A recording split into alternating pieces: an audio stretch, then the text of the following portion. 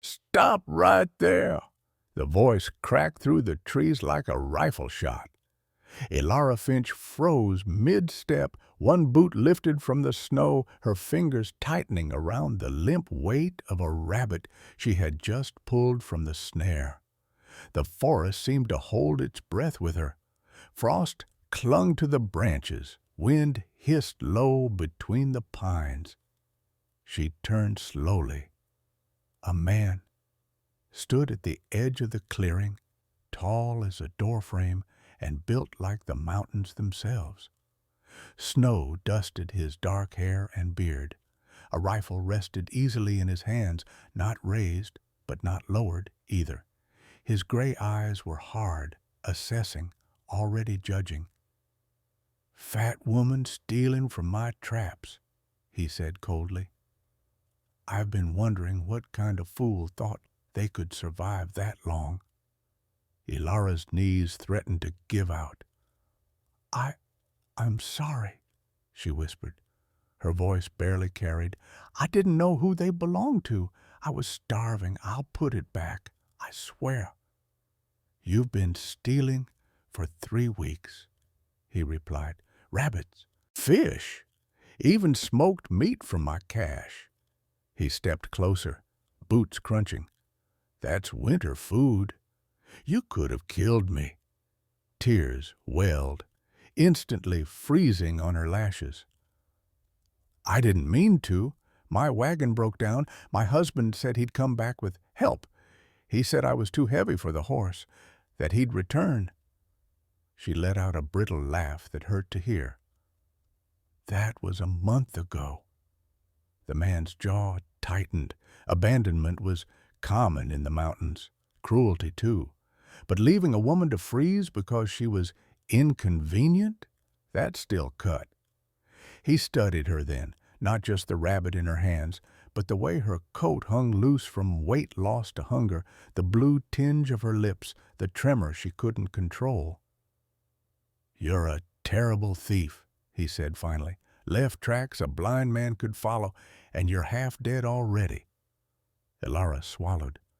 "Then shoot me. At least it'll be quick." Something flickered in his eyes. Not mercy. Something sharper. Decision. He slung the rifle over his shoulder and crossed the last distance between them. Before she could react, he seized her arm and hauled her upright. "You're coming with me." Her breath hitched. "No, please." "You stole from me," he said flatly. "Now you work it off. Cooking, cleaning, mending, you'll stay until I say otherwise."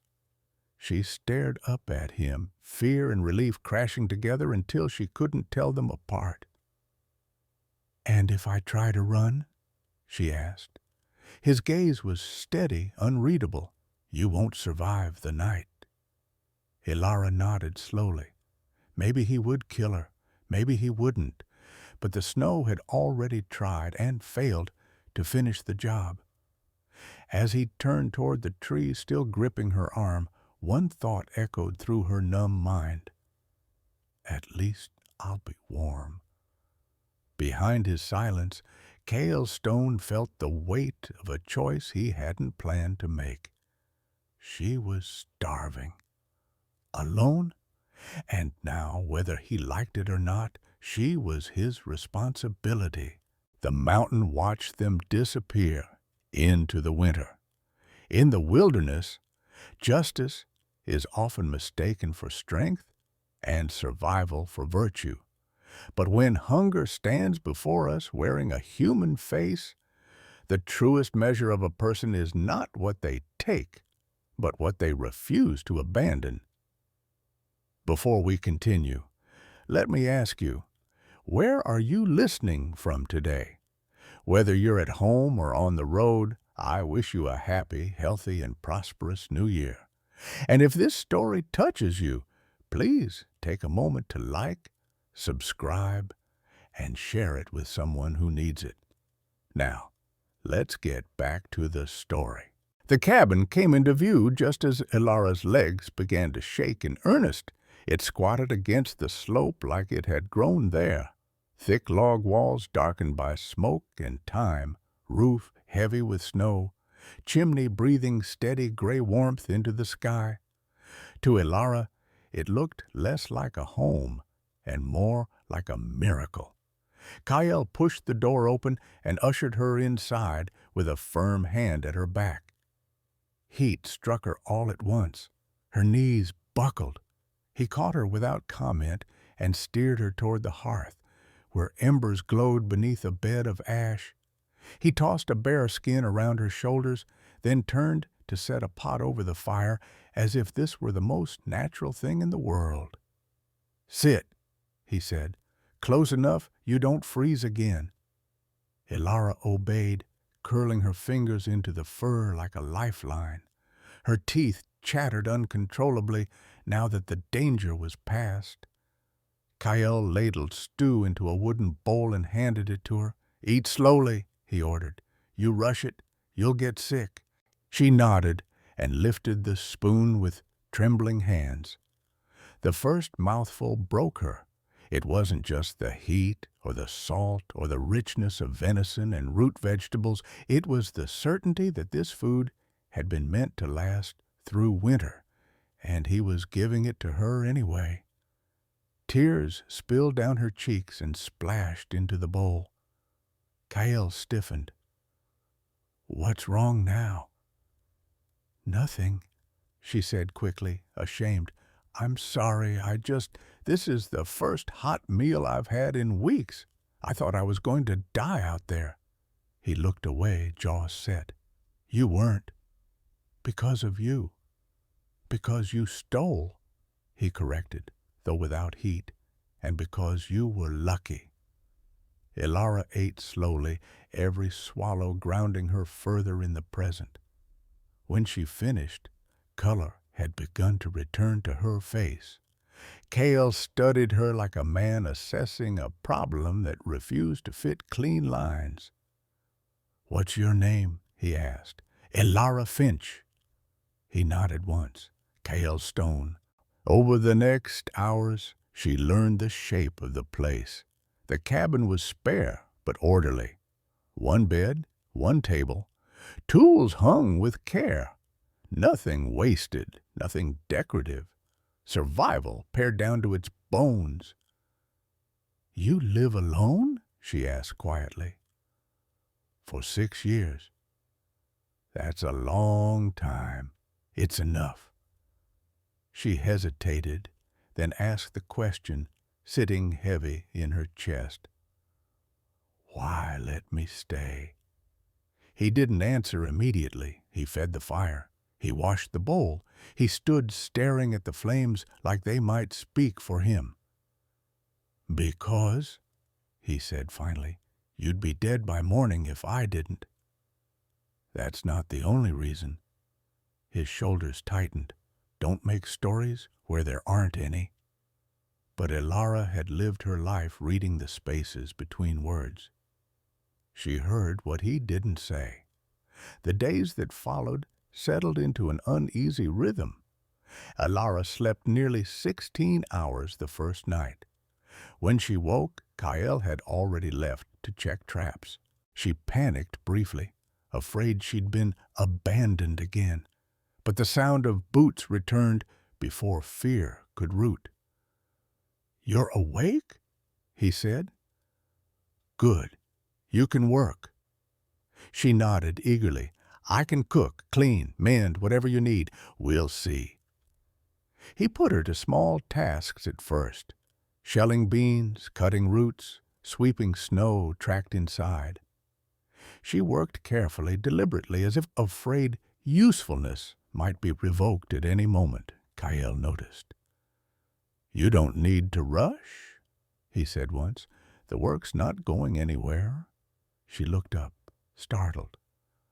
"I know, if I stop, I'm afraid you'll send me away."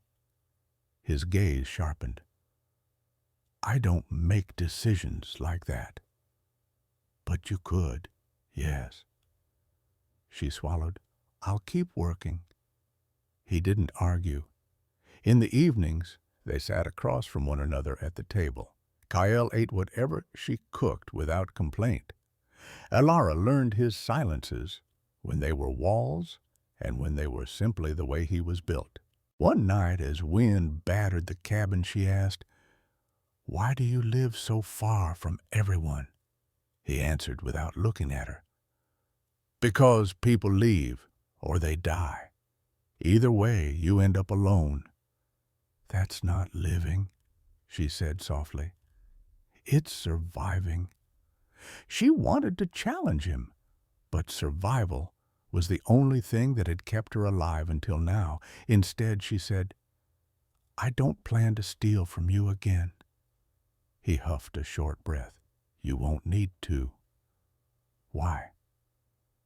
"Because you're here.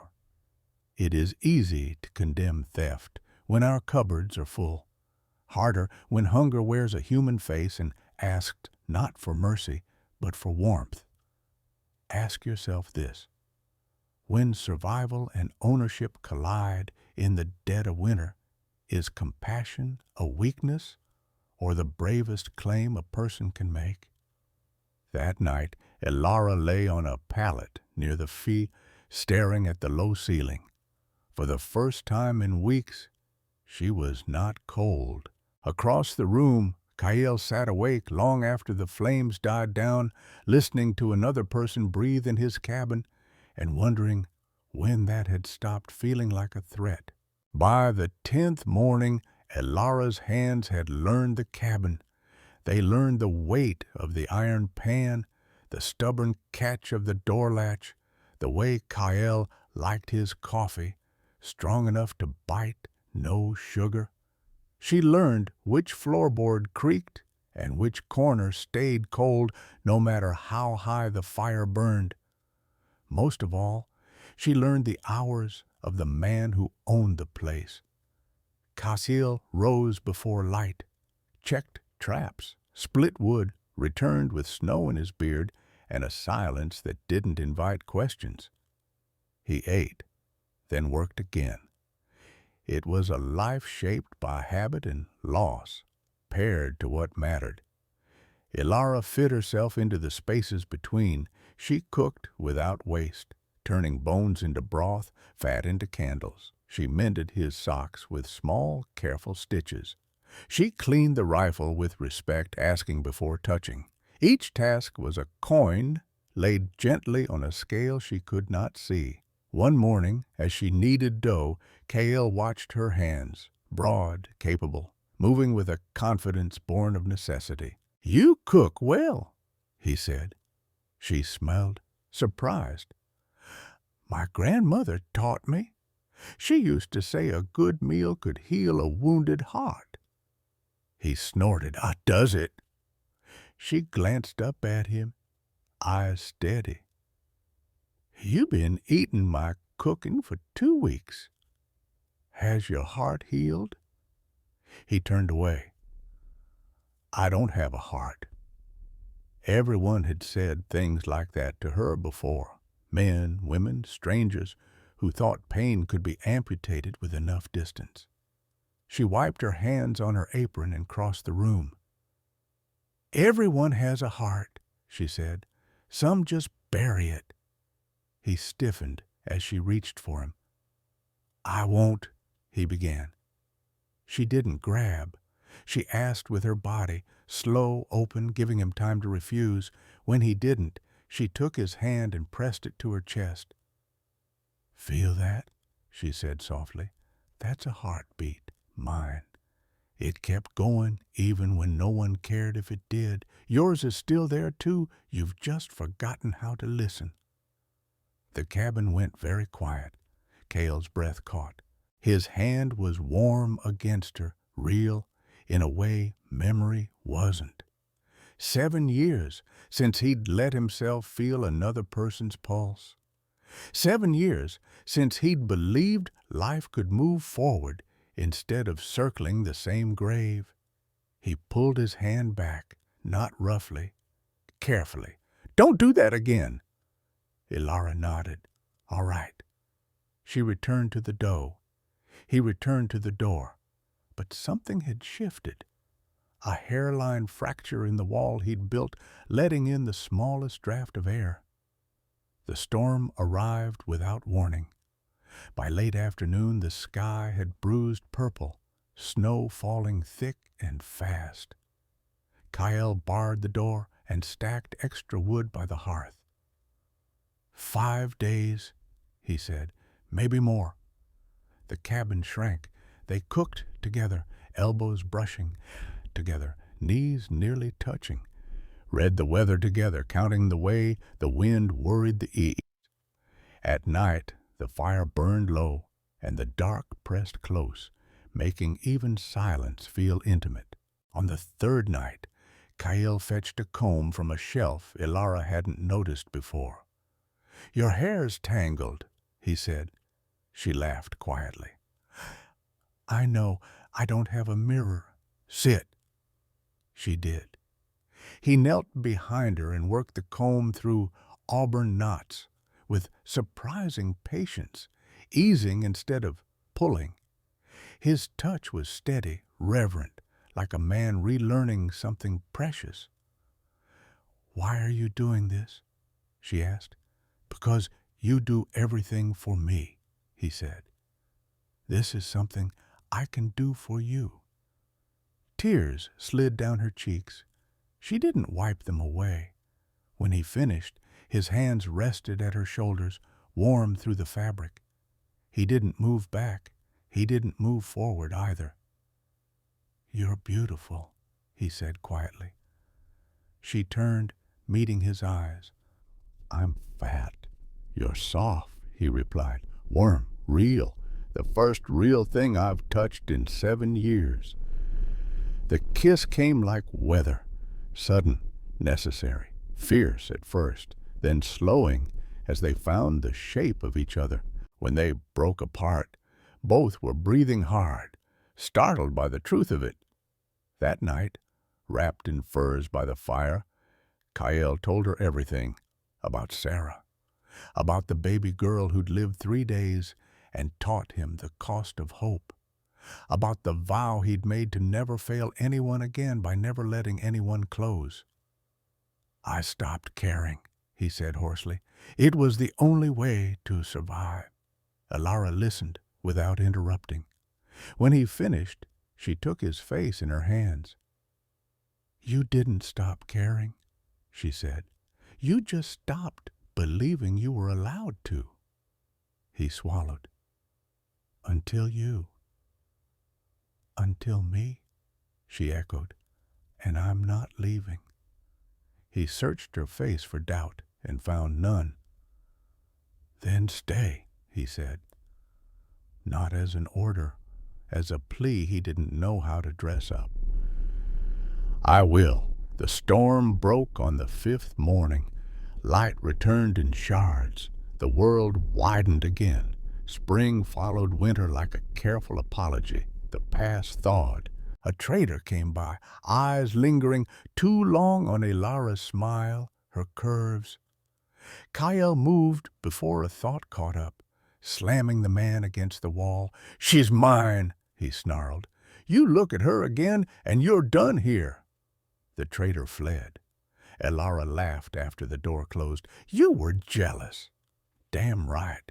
When did you decide that?" "The moment I found you stealing my rabbit," he said. "I just didn't know it yet." She kissed him, smiling. "Good, because I'm not going anywhere. Bargains begin as debts and end as choices. When 2 wounded people stop keeping score and start keeping faith, survival turns into something rarer. Belonging, not owned, not owed, chosen. Winter loosened its grip by degrees so small they could only be measured in a habit. The snow still lay deep in the hollows, but mornings came with a little more light. The creek spoke again beneath its skin of ice. The cabin, once a place of shelter and rules, began to feel dangerously like a place that expected her. Ilara woke before Kale now. She rose quietly, careful not to wake him, and set water on the fire. She learned the rhythm of the place so thoroughly that even the boards seemed to recognize her step. She stopped asking where things were kept. She knew.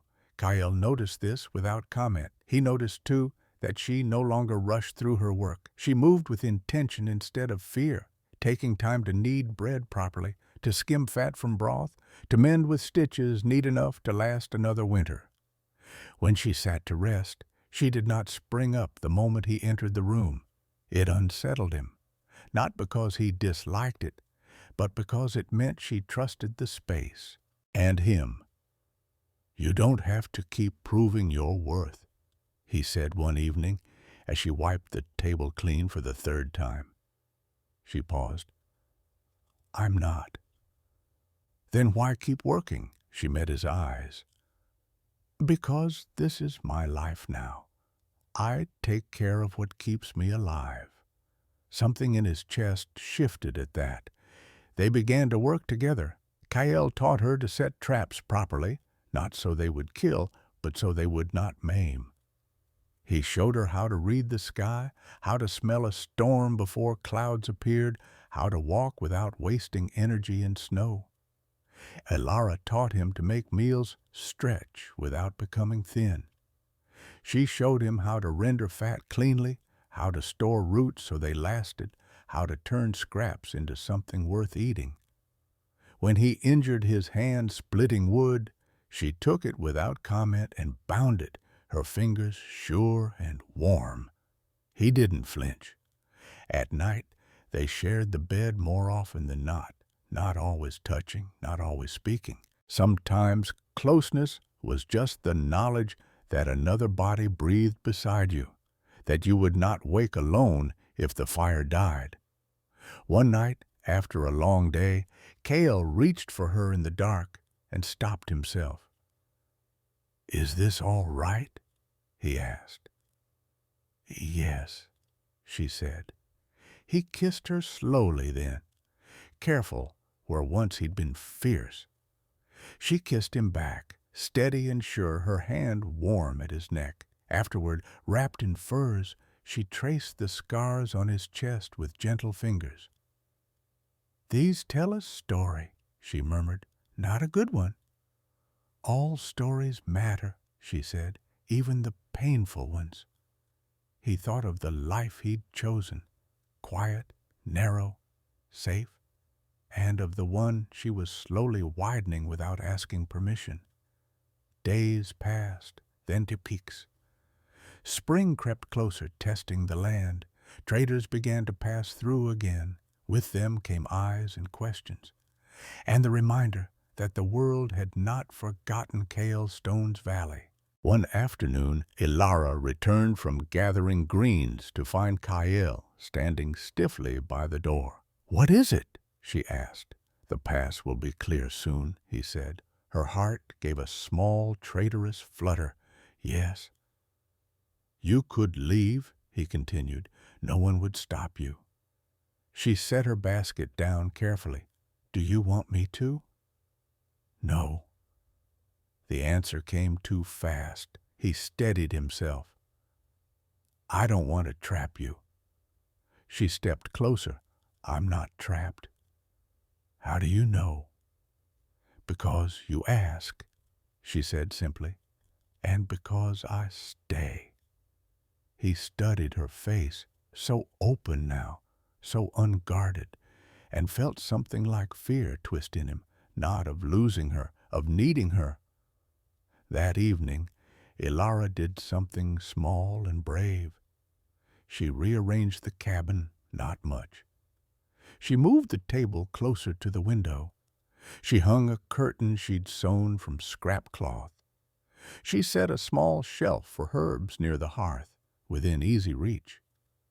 Kyle watched. "You're changing things," he said. "I'm living here," she replied. "Lives change places." He nodded slowly. "All right." Later, she sat him down with scissors. "Your beard's a mess," she said. He frowned. "It keeps me warm." "I'll keep you warm," she replied, smiling. "Let me see your face." He hesitated. then nodded. She trimmed carefully, revealing a strong jaw, lines carved by grief and weather, eyes that softened when she smiled.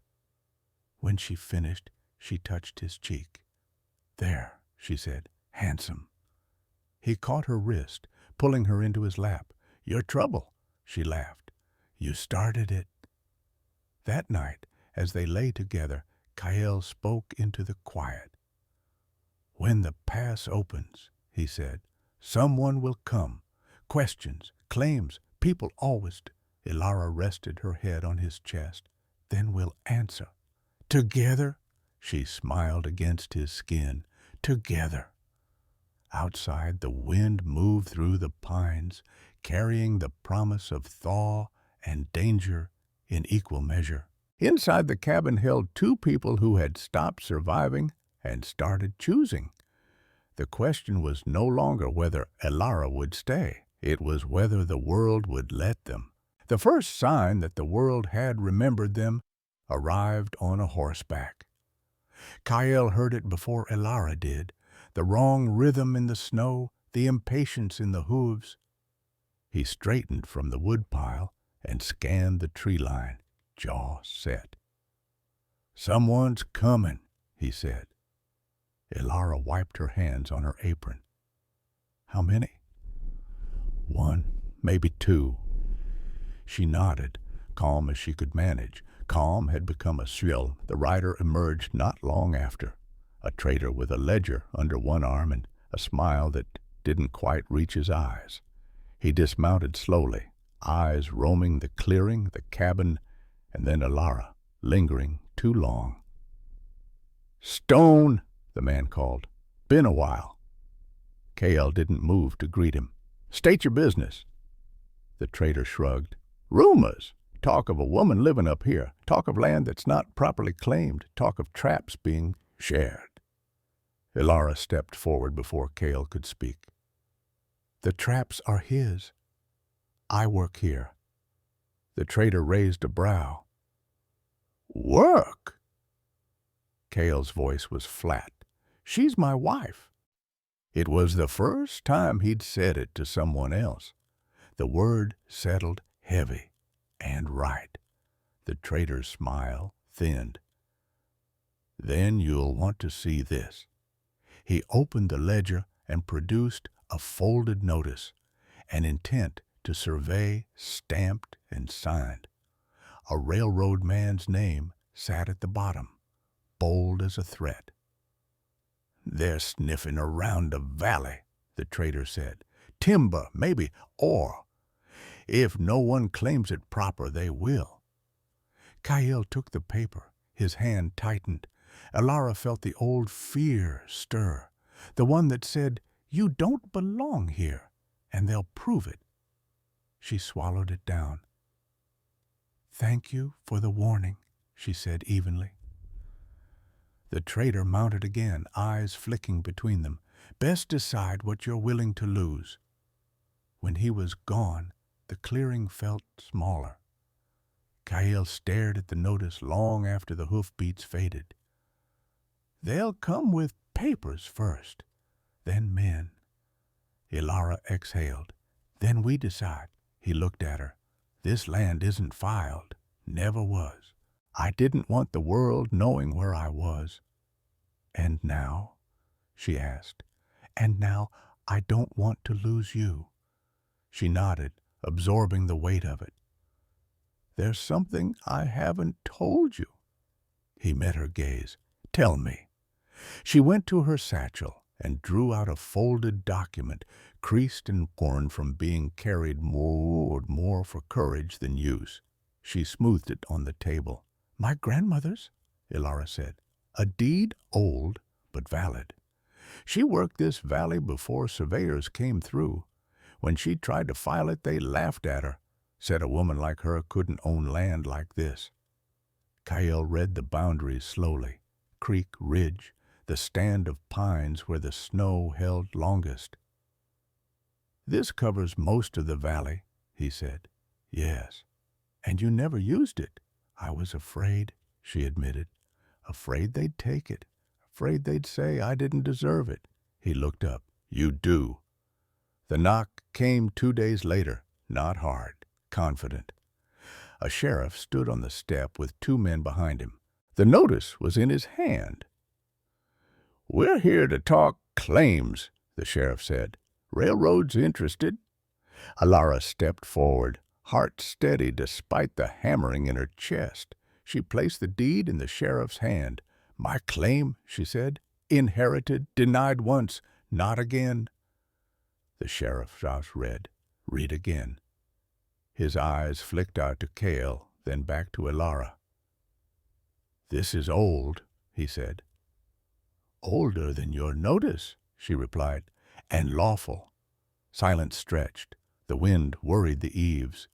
The sheriff folded the paper carefully and handed it back. You'll need to register it in town, but it stands, for now. For now is enough, Cale said. When they left, Ilara's knees went weak. Cale caught her, steadying her with an arm that asked and held. You did that, he said. So did you, she answered, by standing with me. That night, the fear returned in whispers. What if registering it brings more trouble? Alara asked softly. What if the safest thing is for me to go file it alone, keep them from coming back here? Cale's jaw tightened. No, it would protect you. It would break us. She closed her eyes. The truth of it hurt, because it was true. Staying cost something, she said. Yes, he replied. So does running. She thought of the years she'd spent shrinking, of the warmth she'd built here with her hands, of the way he asked before touching. I won't disappear again, she said, even if it means being seen. Cale took her hands, rough palms warm. Then we stand.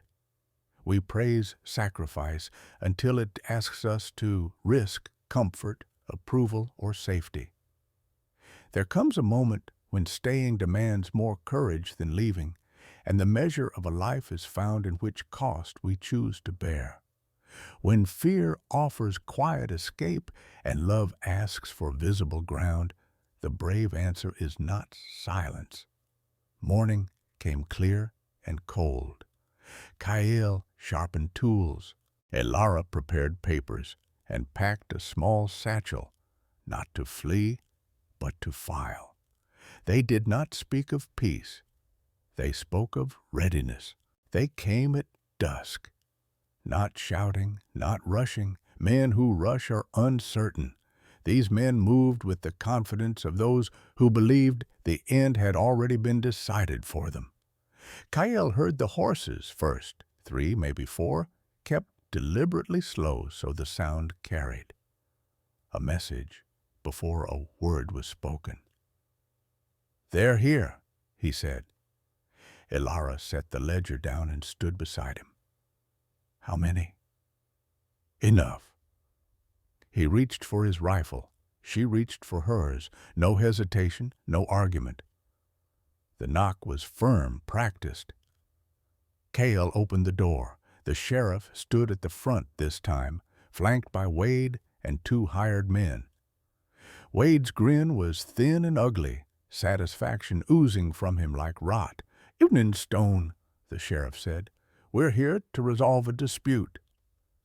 Cale's presence filled the doorway, immovable as the frame itself. You already did.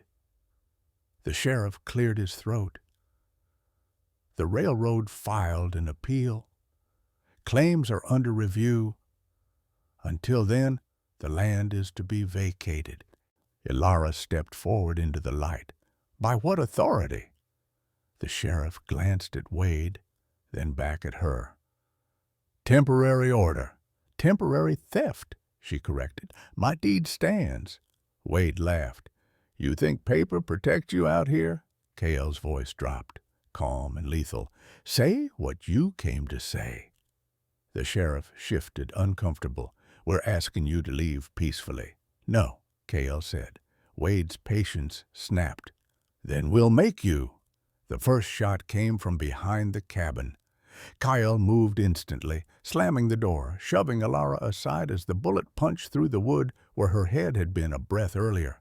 He dragged the heavy table against the door, bracing it with a practiced shove. "Windows," he said.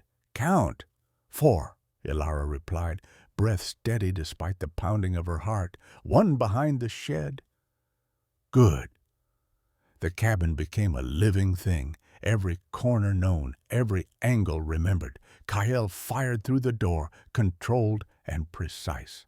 A man screamed outside. Another swore. Alara took the window, waiting, listening for the shift in snow that meant movement. When a shadow crossed, she fired once. The man went down clutching his leg, howling. Her hand shook only after she reloaded. Wade shouted orders, panic creeping into his voice. "Burn them out," Kale snarled. "They won't." He kicked the door open and stepped into the cold, rifle raised, a wall of fury and resolve. Snow hissed under his boots. Wade froze, startled by the audacity of it. "This is the line," Kale said. "You don't cross it." Wade lunged. They collided hard, fists, knife, breath, and rage. Wade was fast and mean, but Kale was anchored by something Wade had never had, a reason that went beyond survival. They crashed into the snow. Wade's blade flashed. Kale caught the wrist, twisted, drove his shoulder forward. The knife fell. Wade stumbled. Alara was there in a heartbeat, rifle trained on Wade's chest. "Leave," she said, voice clear. "Now." Wade spat blood. "You won't shoot." Kale shook his head once. "We don't have to." He hauled Wade up and threw him toward the horses. "Go, and don't come back." The sheriff hesitated, looked at the injured men, the broken door, the woman standing unflinching beside Kale. "This ends now," the sheriff said finally to Wade. "You brought violence. You'll answer for it." Wade cursed, dragged away by his own men. Hooves thundered off into the trees, swallowed by night. Silence rushed back in, ragged, ringing, alive. Alara leaned against the wall, breath finally breaking free. Kyle crossed to her, hands gentle despite the adrenaline still burning through him. "You hurt?" he asked. "No," she said. Then softer, "We held." He nodded. "We held." True strength is not the will to dominate, but the courage to defend. It is standing in the doorway and saying no further, not for pride, not for possession, but for the life built inside the walls. When love draws a line, it does so, without apology. Kale barred the door. Alara rested her forehead against his chest. He wrapped his arms around her, firm, certain, asking nothing in return. Outside, the night retreated. Inside, they stood unbroken. Morning arrived as if nothing had happened. Light slid through the patched window and pooled on the floor, where footprints had frozen and melted into dark stains. The cabin smelled of smoke and cold iron, and the faint sweetness of bread left to rise overnight. Outside, the trees stood where they always had, unimpressed by men, indifferent to claims. Alara woke first. For a moment she didn't move. She listened for danger the way she always had in the months before Kale, counting breaths, weighing kilunts. But there was only the low murmur of wind and the steady sound of another heartbeat close enough to feel. Kyle slept on his back, one arm flung protectively across the edge of the bed, as if even in sleep he guarded the space where she lay. A shallow cut marked his knuckles, already cleaned and bound. His face, usually carved into stillness, was slack with exhaustion. She reached out and brushed her fingers over his hand. His eyes opened instantly. "It's morning," she whispered. He nodded, orienting. "You all right?" "Yes," she said. "We are." They rose and worked without speaking. Kael repaired the door and braced the frame. Elara swept, mended, set the cabin back into order with the calm of someone who had decided that this place deserved care, no matter what the world thought. When the work was done, they sat by the hearth and shared the last of the stew. "I thought standing our ground would feel louder," Elara said at last. Kael considered. "And?" "It feels quiet," she replied, "like breathing after being underwater too long." He nodded. "Quiet doesn't mean weak." "I know." She met his gaze. "It means finished choosing." They stepped outside together. The clearing was empty, marked only by churned snow and fading tracks. Beyond it, the valley opened wide, honest, patient, unchanged by the arguments of men. "This is home," Kael said, not as a claim, as a fact. Elara's eyes filled. She pressed her hand to her chest and felt the truth settle there. "Then let's keep choosing it." Spring tested the valley cautiously. Meltwater traced silver lines down rock faces. Green pushed back through white in stubborn patches. Travelers passed again, slower this time, watching but not stopping. Kael taught Elara where to plant. Elara taught Kael how to stretch seed and store hope. Plans were made without fear. Where to add a room, how to fence a garden, when to file papers in town together. One evening, as dusk pulled the light long and gold, Kael stopped beside her. "If the world comes again," he said, "we'll answer again." She smiled. Together. They sat on the step, shoulders touching, watching the valley breathe. The wind moved through the pines without threat. The cabin stood repaired, scarred, chosen. Home is not a place that guarantees safety. It is a decision renewed each day, to be seen, to remain, to protect what gives us voice. When the storm passes, love does not shout its victory. It tends the fire and stays. The night gathered gently. Inside, warmth held, and the question lingered, not with fear, but with hope. Would this love be enough to withstand whatever the world brought next? Some stories begin with theft and end with belonging.